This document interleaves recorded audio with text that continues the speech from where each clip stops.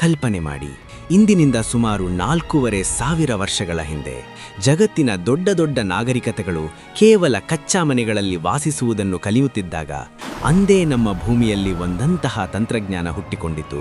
ಅದು ಇಂದಿನ ಆಧುನಿಕ ಎಂಜಿನಿಯರ್ಗಳನ್ನು ಆಶ್ಚರ್ಯಚಕಿತರನ್ನಾಗಿ ಮಾಡುತ್ತದೆ.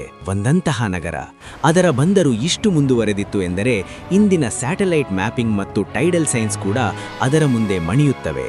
ನಾವು ಮಾತನಾಡುತ್ತಿರುವುದು ಒಂದು ಅತ್ಯಂತ ರಹಸ್ಯಮಯ ಮತ್ತು ವಿಶಾಲವಾದ ನಗರ, ಲೋಥಲ್ ಬಗ್ಗೆ. ಆದರೆ ಪ್ರಶ್ನೆ ಇದು: ಯಾವುದೇ ಆಧುನಿಕ ಸಾಧನಗಳಿಲ್ಲದೆ ಅವರು ಸಮುದ್ರದ ಅಲೆಗಳನ್ನು ಹೇಗೆ ನಿಯಂತ್ರಿಸಿದರು? ಅವರ ಬಳಿ ಇಂದಿಗೆ ನಮ್ಮಿಂದ ಕಳೆದು ಹೋಗಿರುವಂತಹ ಯಾವುದಾದರೂ ತಂತ್ರಜ್ಞಾನ ಇದೆ? ಇಂದಿನ ಈ ಪ್ರಯಾಣದಲ್ಲಿ ನಾವು ಲೋಥಲ್ನ ಆ ಆಳವಾದ ರಹಸ್ಯಗಳನ್ನು ಬಹಿರಂಗಪಡಿಸುತ್ತೇವೆ. ಅವು ಶತಮಾನಗಳಿಂದ ಭೂಮಿಯ ಕೆಳಗೆ ಹೂತು ಹಾಕಲ್ಪಟ್ಟಿದ್ದವು. ವಿಡಿಯೋ ಕೊನೆಯವರೆಗೂ ಉಳಿಯಿರಿ, ಏಕೆಂದರೆ ನೀವು ತಿಳಿಯಲಿರುವ ಸತ್ಯ ನಿಮ್ಮ ಮನಸ್ಸನ್ನು ಬೆಚ್ಚಿ ಬೀಳಿಸುತ್ತದೆ. ವರ್ಷ 1954. ಪುರಾತತ್ವ ವಿಜ್ಞಾನಿಗಳ ಒಂದು ತಂಡ ಗುಜರಾತ್ನ ಭಾಲ್ ಪ್ರದೇಶದಲ್ಲಿ ತೋಡು ಕಾರ್ಯ ಮಾಡುತ್ತಿತ್ತು. ಅವರಿಗೆ ಬಹುಶಃ ಕೆಲವು ಸಣ್ಣ ಮಣ್ಣಿನ ಪಾತ್ರೆಗಳು ಅಥವಾ ಅವಶೇಷಗಳು ಸಿಗಬಹುದು ಎಂದು ನಿರೀಕ್ಷೆಯಿತ್ತು. ಆದರೆ ಭೂಮಿಯ ಕೆಳಗಿನಿಂದ ಹೊರಬಂದದ್ದು ಇತಿಹಾಸವನ್ನೇ ಮರುಬರೆಯಲು ಜಗತ್ತನ್ನು ಒತ್ತಾಯಿಸಿತು. ಒಂದು ಸಂಪೂರ್ಣ ನಗರ, ಪಕ್ಕಾ ಇಟ್ಟಿಗೆಗಳಿಂದ ನಿರ್ಮಿತವಾಗಿತ್ತು. ಆದರೆ ಅತ್ಯಂತ ಆಶ್ಚರ್ಯಕರ ಸಂಗತಿ ನಗರವೇ ಅಲ್ಲ, ನಗರ ಪಕ್ಕದಲ್ಲಿ ನಿರ್ಮಿಸಲಾದ ಒಂದು ಭಾರೀ ಆಯತಾಕಾರದ ರಚನೆ. ಇದು ಸುಮಾರು 214 ಮೀಟರ್ ಉದ್ದ ಮತ್ತು 36 ಮೀಟರ್ ಅಗಲ. ಅಂದರೆ ಇಂದಿನ ದೊಡ್ಡ ಫುಟ್ಬಾಲ್ ಸ್ಟೇಡಿಯಂನಷ್ಟೇ ವಿಶಾಲ. ಮೊದಲಿಗೆ ಇದು ದೊಡ್ಡ ನೀರಿನ ಟ್ಯಾಂಕ್ ಎಂದು ಭಾಸವಾಯಿತು. ಆದರೆ ಇದನ್ನು ಆಳವಾಗಿ ಪರಿಶೀಲಿಸಿದಾಗ ವಿಜ್ಞಾನಿಗಳ ದೇಹದಲ್ಲಿ ನಡುಕು ಹುಟ್ಟಿತು. ಇದು ಟ್ಯಾಂಕ್ ಅಲ್ಲ, ಇದು ಜಗತ್ತಿನ ಅತ್ಯಂತ ಹಳೆಯ ಮತ್ತು ಅತ್ಯಂತ ವೈಜ್ಞಾನಿಕವಾಗಿ ನಿರ್ಮಿಸಲಾದ ಟೈಡಲ್ ಡಾಕ್ಯಾರ್ಡ್ ಆಗಿತ್ತು. ಒಂದು ಸ್ಥಳ, ಇಲ್ಲಿ ದೊಡ್ಡ ದೊಡ್ಡ ನೌಕೆಗಳು ಬರುತ್ತಿದ್ದವು. ಆದರೆ ಆಶ್ಚರ್ಯವೆಂದರೆ ಲೋಥಲ್ ಸಮುದ್ರದಿಂದ ಹಲವಾರು ಕಿಲೋಮೀಟರ್ ದೂರದಲ್ಲಿತ್ತು. ಆಗ ಆ ನೌಕೆಗಳು ಅಲ್ಲಿ ಹೇಗೆ ತಲುಪುತ್ತಿದ್ದವು? ಇಲ್ಲಿಂದಲೇ ಆರಂಭವಾಗುತ್ತದೆ ಲೋಥಲ್ನ ಅತ್ಯಂತ ದೊಡ್ಡ ರಹಸ್ಯ. ಆ ಪ್ರಾಚೀನ ಎಂಜಿನಿಯರ್ಗಳು ಖಂಬಾತ್ ಕೊಳ್ಳಿಯಲ್ಲಿ ಹೈಟೈಡ್ ಮತ್ತು ಲೋಟೈಡ್ನ ಒಂದು ಸಹಜ ಚಕ್ರವಿದೆ ಎಂಬುದನ್ನು ಗಮನಿಸಿದರು. ಅವರು ಒಂದು ಭಾರೀ ಕೃತಕ ಕಾಲುವೆಯನ್ನು ನಿರ್ಮಿಸಿದರು. ಅದು ನಗರದ ಡಾಕ್ಯಾರ್ಡ್ ಅನ್ನು ಭೋಗವಾ ನದಿ ಮತ್ತು ಸಮುದ್ರದೊಂದಿಗೆ ಸಂಪರ್ಕಿಸಿತು. ಹೈಟೈಡ್ ಬಂದಾಗ ಸಮುದ್ರದ ನೀರು ನೌಕೆಗಳನ್ನು ತನ್ನ ಜೊತೆಗೆ ತಳ್ಳಿಕೊಂಡು ನೇರವಾಗಿ ಲೋಥಲ್ನ ಡಾಕ್ಯಾರ್ಡ್ಗೆ ತಂದು ಹಾಕುತ್ತಿತ್ತು. ಆದರೆ ನಿಜವಾದ ಅದ್ಭುತ ಅದರ ನಂತರ ಆರಂಭವಾಗುತ್ತಿತ್ತು. ಲೋಟೈಡ್ ಬಂದಾಗ ನೀರು ಮತ್ತೆ ಸಮುದ್ರಕ್ಕೆ ಹಿಂತಿರುಗಿ ಹೋಗುತ್ತಿತ್ತು ಮತ್ತು ಭಾರೀ ನೌಕೆಗಳು ಕೆಸರಿನಲ್ಲಿ ಸಿಲುಕುತ್ತಿದ್ದವು. ಇದನ್ನು ತಡೆಯಲು ಅವರೊಂದು ಲಾಕ್ ಗೇಟ್ ವ್ಯವಸ್ಥೆಯನ್ನು ನಿರ್ಮಿಸಿದ್ದರು. ಒಂದಂತಹ ತಂತ್ರಜ್ಞಾನ ಜಿದರ ಆವಿಷ್ಕಾರ ಯುರೋಪಿನಲ್ಲಿ ಸಾವಿರಾರು ವರ್ಷಗಳ ನಂತರವಾಯಿತು. ಅವರು ಪಕ್ಕಾ ಇಟ್ಟಿಗೆಯ ಗೋಡೆಯನ್ನು ನಿರ್ಮಿಸಿ ಒಂದು ಸ್ಪಿಲ್ವೇ ಸಿದ್ಧಪಡಿಸಿದರು. ಕಚ್ಚಾ ಇಟ್ಟಿಗೆಗಳು ನೀರಿನಲ್ಲಿ ಕರಗುತ್ತವೆ ಎಂಬುದು ಅವರಿಗೆ ಗೊತ್ತಿತ್ತು.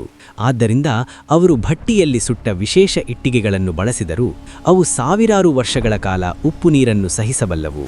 ನೌಕೆಗಳು ಡಾಕ್ಯಾರ್ಡ್ಗೆ ಬಂದ ನಂತರ ದೊಡ್ಡ ಮರದ ಗೇಟುಗಳನ್ನು ಮುಚ್ಚಲಾಗುತ್ತಿತ್ತು.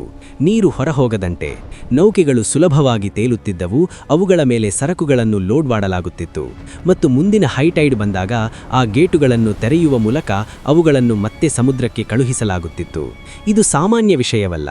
ಇದಕ್ಕಾಗಿ ಚಂದ್ರನ ಚಲನೆ, ಸಮುದ್ರದ ಅಲೆಗಳು ಮತ್ತು ಸಂಕೀರ್ಣ ಗಣಿತದ ನಿಖರ ಜ್ಞಾನ ಅಗತ್ಯವಿತ್ತು. ಅವರಿದೆಲ್ಲವನ್ನೂ ಹೇಗೆ ಮಾಡಿದರು? ಅವರ ಬಳಿ ಕಾಲದ ಧೂಳಿನಲ್ಲಿ ಕಳೆದು ಹೋಗಿರುವಂತಹ ಯಾವುದಾದರೂ ಮಹಾನ್ ಗ್ರಂಥವಿತ್ತೆ? ಲೋಥಲ್ ಕೇವಲ ಒಂದು ಬಂದರು ಅಲ್ಲ, ಅದು ಆ ಕಾಲದ ಜಗತ್ತಿನ ವ್ಯಾಪಾರ ಕೇಂದ್ರವಾಗಿತ್ತು. ಇಲ್ಲಿನ ಶಿಲ್ಪಿಗಳು ಸಾಮಾನ್ಯ ಜನರಾಗಿರಲಿಲ್ಲ. ಅವರು ಅತಿ ಸೂಕ್ಷ್ಮ ಮುತ್ತುಗಳನ್ನು ತಯಾರಿಸುವಲ್ಲಿ ಪರಿಣತರಾಗಿದ್ದರು. ಅಷ್ಟು ಸಣ್ಣ ಮುತ್ತುಗಳು ಇಂದಿನ ಕಾಲದಲ್ಲೂ ಮ್ಯಾಗ್ನಿಫೈಯಿಂಗ್ ಗ್ಲಾಸ್ ಇಲ್ಲದೆ ತಯಾರಿಸುವುದು ಅಸಾಧ್ಯವೆನಿಸುತ್ತದೆ. ಅವರ ಕಾರ್ಖಾನೆಯಲ್ಲಿ ಬೆಂಕಿಯ ಭಟ್ಟಿಗಳಿವೆ.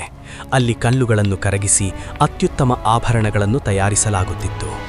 ಲೋಥಲ್ನ ಮುದ್ರೆಗಳು ಮತ್ತು ಆಭರಣಗಳು ಮೆಸೊಪೊಟಾಮಿಯಾ, ಒಮಾನ್ ಮತ್ತು ಈಜಿಪ್ಟ್ವರೆಗೆ ದೊರೆತಿದೆ.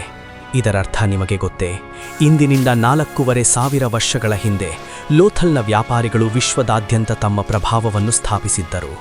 ಕೇವಲ ಬಂದರು ಮಾತ್ರವಲ್ಲ, ಲೋಥಲ್ನ ಡ್ರೈನೇಜ್ ವ್ಯವಸ್ಥೆ ಮತ್ತು ನಗರ ಯೋಜನೆಯು ತನ್ನದೇ ಆದ ಉದಾಹರಣೆಯಾಗಿತ್ತು. ಒಂದು ಕಡೆ ಭಾರೀ ವೇರ್ ಹೌಸ್ಗಳು, ಅಲ್ಲಿ ವಿಶ್ವದ ಸಂಪತ್ತು ಸಂಗ್ರಹಿಸಲಾಗುತ್ತಿತ್ತು. ಮತ್ತಿನ್ನೊಂದು ಕಡೆ ಒಂದು ಅಷ್ಟು ನಿಖರವಾದ ಮಾಪನ ವ್ಯವಸ್ಥೆ. ಪ್ರತಿಯೊಂದು ತೂಕವು ಮಿಲಿಗ್ರಾಂ ಮಟ್ಟದಲ್ಲಿ ಪರಿಪೂರ್ಣವಾಗಿತ್ತು. ಯಾವುದೇ ರಾಜನಿಲ್ಲ, ಯಾವುದೇ ಸೇನೆ ಇಲ್ಲ. ಕೇವಲ ಶುದ್ಧ ಎಂಜಿನಿಯರಿಂಗ್ ಮತ್ತು ವ್ಯಾಪಾರದ ಬಲದಿಂದ ಒಂದು ನಗರ ಸಂಪೂರ್ಣ ಜಗತ್ತಿನ ಮೇಲೆ ಆಳ್ವಿಕೆ ನಡೆಸುತ್ತಿತ್ತು. ಆದರೆ ನಂತರ ಏನೋ ವಿಚಿತ್ರವಾಯಿತು. ಇಂತಹ ಒಂದು ಉನ್ನತಿ, ಒಂದು ಶಿಖರ ಅಚಾನಕ್ ಮಣ್ಣಿನಲ್ಲಿ ಹೇಗೆ ಲೀನವಾಯಿತು? ಪುರಾತತ್ವ ವಿಜ್ಞಾನಿಗಳಿಗೆ ತೋಡಿನಲ್ಲಿ ಕೆಲವು ಸಾಕ್ಷಿಗಳು ದೊರೆತಿವೆ. ಅವು ಭಯಾನಕ ಪರಿಣಾಮದ ಕಡೆ ಸೂಚಿಸುತ್ತವೆ. ಕೆಲವರು ನಂಬುವಂತೆ ನಿರಂತರವಾಗಿ ಬರುವ ಭಾರೀ ಪ್ರವಾಹಗಳು ಈ ನಗರವನ್ನು ನಾಶ ಮಾಡಿದವು. ಮರು ಬರುವ ನೀರು, ಡಾಕ್ಯಾರ್ಡ್ನ ಗೋಡೆಗಳು ಮತ್ತು ಆ ಭಾರೀ ನಗರದ ಅಸ್ತಿತ್ವವನ್ನು ಒಡೆದು ಹಾಕಿತು. ಮತ್ತೊಂದು ತತ್ವ ಹೇಳುತ್ತದೆ, ಟೆಕ್ಟಾನಿಕ್ ಪ್ಲೇಟ್ಗಳಲ್ಲಿ ಬದಲಾವಣೆಯಾಯಿತು. ಭೂಮಿ ಸರಿದು ಹೋಯಿತು ಮತ್ತು ಸಮುದ್ರ ಲೋಥಲ್ನಿಂದ ಬಹಳ ದೂರ ಹೋಯಿತು. ಸಮುದ್ರವಿಲ್ಲದೆ ಬಂದರು ನಿರರ್ಥಕವಾಯಿತು ಮತ್ತು ನಗರವಾಸಿಗಳು ಈ ಸ್ಥಳವನ್ನು ಶಾಶ್ವತವಾಗಿ ತೊರೆಯಬೇಕಾಯಿತು. ನಿಜವಾದ ಕಾರಣ ಏನೇ ಆಗಲಿ, ಸತ್ಯ ಏನೆಂದರೆ ಒಂದು ದಿನ ಅಚಾನಕ್ ಲೋಥಲ್ನ ಬೆಂಕಿಯ ಭಟ್ಟಿಗಳು ತಣ್ಣಗಾದವು. ಆ ಗದ್ದಲು, ಆ ಖಜಾನೆಯಿಂದ ತುಂಬಿದ ನೌಕೆಗಳು, ಆ ಅತ್ಯುತ್ತಮ ನಾಗರಿಕತೆ ಎಲ್ಲವೂ ಕಾಲದ ಕತ್ತಲೆಯಲ್ಲಿ ಹೂತು ಹಾಕಲ್ಪಟ್ಟವು. ಇಂದು ನಾವು ಆ ಅವಶೇಷಗಳನ್ನು ನೋಡಿದಾಗ ಅಲ್ಲಿನ ಇಟ್ಟಿಗೆಗಳು ಇನ್ನೂ ಆ ಸುವರ್ಣಯುಗದ ಸಾಕ್ಷಿಯನ್ನು ಕೂಗಿ ಹೇಳುತ್ತವೆ.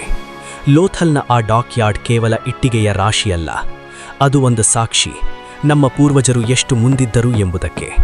ನಾವು ಇಂದು ನಮ್ಮನ್ನೇ ಬಹಳ ಆಧುನಿಕ ಎಂದುಕೊಳ್ಳುತ್ತೇವೆ, ಆದರೆ ನಾವು ನಿರ್ಮಿಸಿದ ಯಾವುದಾದರೂ ವಸ್ತು 4,500 ವರ್ಷಗಳ ನಂತರವೂ ಇಷ್ಟು ಸಮರ್ಪಕವಾಗಿ ಉಳಿಯುತ್ತದೆಯೇ? ಲೋಥಲ್ನ ಬಂದರು ಒಂದು ಪ್ರಶ್ನೆಯನ್ನು ಬಿಡುತ್ತದೆ. ನಾವು ನಿಜವಾಗಲೂ ಮುಂದೆ ಸಾಗುತ್ತಿದ್ದೇವೆಯೋ ಅಥವಾ ಕೇವಲ ಆ ಕಳೆದ ಕಾಲವನ್ನು ಮತ್ತೆ ಪಡೆಯಲು ಪ್ರಯತ್ನಿಸುತ್ತಿದ್ದೇವೆಯೋ? ಈ ಪ್ರಯಾಣವು ನಿಮ್ಮೊಳಗೂ ಆಶ್ಚರ್ಯ ಹುಟ್ಟಿಸಿದರೆ ಈ ವಿಡಿಯೋಗೆ ಒಂದು ಲೈಕ್ ನೀಡಿ ಮತ್ತು ಚಾನೆಲ್ ಅನ್ನು ಸಬ್ಸ್ಕ್ರೈಬ್ ಮಾಡಿ. ಹಾಗಾಗಿ ಇತಿಹಾಸದ ಇಂತಹ ಆಳವಾದ ರಹಸ್ಯಗಳನ್ನು ನಾವು ಒಟ್ಟಿಗೆ ಅನಾವರಣಗೊಳಿಸುತ್ತಿರೋಣ. ಮುಂದಿನ ವಿಡಿಯೋದಲ್ಲೇ ಮತ್ತೊಂದು ಹೊಸ ರಹಸ್ಯದೊಂದಿಗೆ ಭೇಟಿಯಾಗೋಣ.